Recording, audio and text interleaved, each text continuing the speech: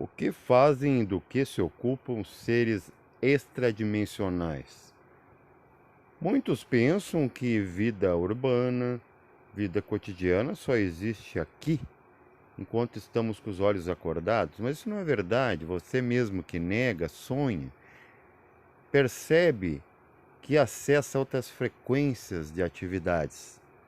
O universo é todo carregado de vida. Em qualquer frequência ou dita dimensão. Dimensão é aquilo que pode ser medido, então pode ser explicado. Quando saímos da dimensão para zero astro ou absoluto, daí não há medida. É algo atemporal, fora do tempo. Então não está sendo contado, é um sempre. Sempre também é uma contagem de tempo, mas uma contagem de tempo indescritível. Porque não sabemos o que pode dar da mente, ou sei lá, do ser, tudo pode acontecer. Então, do que se ocupa cada um? Vamos falar de cada um. E todos nós temos sim possibilidades de acesso. Basta essa mente não ficar degolada, atravancada, que passa qualquer informação. Então, desobstruímos essa psicoponte, tudo é possível. Não é pará-la. A mente já é parada, uma ponte já é parada. Ela pode ser movediça, ela pode ser com cancelas, mas ela sempre é ponte, ela não deve interromper que algo passe. E também não pode ruir, então não pode se forçar muito. Mas a gente força muito com coisas pesadas, coisas que estão abaixo da mente, que é a própria mente, a emoção, a vitalidade, o corpo físico, os corpos ditos lunares, porque eles só refletem a luz do Altíssimo Ser em nós, dos corpos causais búdico e átmico. Então, do que se ocupa um atmânico? Um atmânico se ocupa de ser um, só ser. Do que se ocupa um ser búdico? Ser e amar.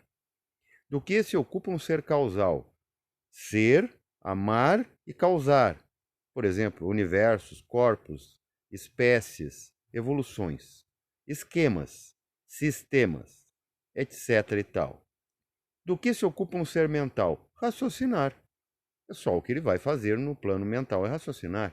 Porque se ele sentir, ele cai uma mais abaixo, que é o astral. No astral, o que os seres astrais se ocupam? Do quê? De sentir. E asseguram que você sinta. Ah, mas lá tem coisa feia no astral inferior e faz eu sentir os calafrios, né? Eles me tentam, eles me influenciam para o mal. Poxa, é a função deles. Só que não é tudo, né, para você como você quer. Você quer tudo bonzinho, você vai dar um jeito uma hora de explodir. Tenha certeza. Porque a gente ainda tem os outros reinos. A pedra que dá pedrada, ou a árvore que cai na cabeça de alguém. Nós temos também o animal feroz, essa verdadeira constelação de baixo. E temos o homem-homem, que é aquele que está vivendo ar, pensar, e muda como vento. Se queremos chegar no plano etérico, do que eles se ocupam? São os elementais mais próximos da natureza, não que não tenha preenchimento elementar e elemental, né, dos elementos em síntese, em essência, em todos os planos. Né? Por exemplo, até a Atman tem uma completude, ou seja, uma substanciação, uma característica de um elemento ainda não descoberto, que é o Ad. Depois temos a Anupada, em Budi. Depois temos a caixa no causal, no abstrato, mental divino. Temos o ar no mental. Temos o fogo no astral, por isso que a religião teme o astral, as iniciáticas, algumas pseudomodernas também, não vá para o astral, sendo que fosse possível de você não ir, você vai ir, vivo ou morto, né, sonhando ou morrendo. Verdade, isso é coisa de magia, de, né, conto de fadas, são os elementais desses que vitalizam. Ou, inclusive, o plano físico, eles são, vamos dizer, a energia, o combustível, eles são também a onda elétrica que faz algo funcionar. Seu aparelho em casa não funciona sem eletricidade. Então, esse plano ele é eletrificado. E eu falava que os próprios nervos do corpo são a materialização, é um teste que estão fazendo, que os nadis se tornando carne. Vejam, os seus nervos sim emitem eletricidade como os nadis lá no mundo nádico, que é o etérico. E o plano físico é para quê? Que se ocupa? É isso tudo que você vê, é ação. Se você não fazer nada, não acontece nada. Pode pensar e sentir o que quiser. Então, no plano físico está se ocupado a ação, né? Movimentação, trabalhar, descansar. Mas tudo é trabalho, ninguém te dá nada. Só que esse trabalho se transformou em tripalium, que é o verdadeiro sentido etimológico da palavra, que é um instrumento de tortura. Então você trabalha sem amor, senão você não se queixaria, né? Só no Brasil mesmo tem, inclusive, uma frase que esse dia eu questionei: sextou, né? Feriadou, domingou, sabadou, porque as pessoas estão infelizes trabalhando para os outros. Elas não estão fazendo o que realmente querem, para não dizer gostam, porque senão dá uma conotação de desejo. Mas nem a vontade entra nesse esquema. Então é isso aí.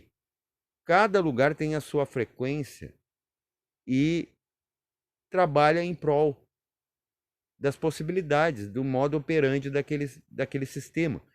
Por exemplo, a bactéria ainda está num sistema abaixo de você, homem multicelular, né? Essa família de protoplasmáticos que você chama de célula, ou células no plural, são protoplasmáticos pluralizados. A bactéria ainda está em uma dimensão a menos que você, não está na terceira, ela pensa e ela está numa segunda dimensão que você não vê, só vê com microscópio.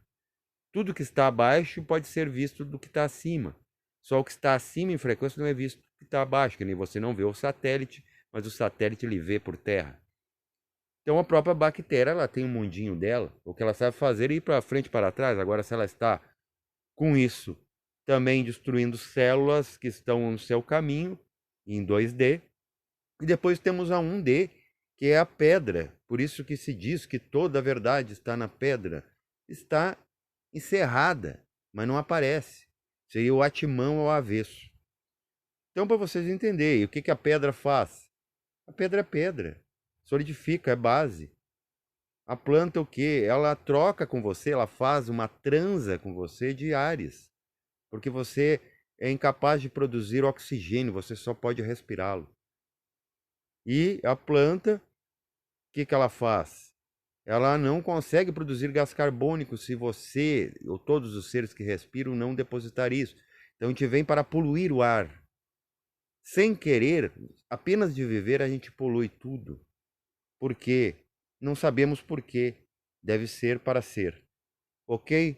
Paz reverencial a todos.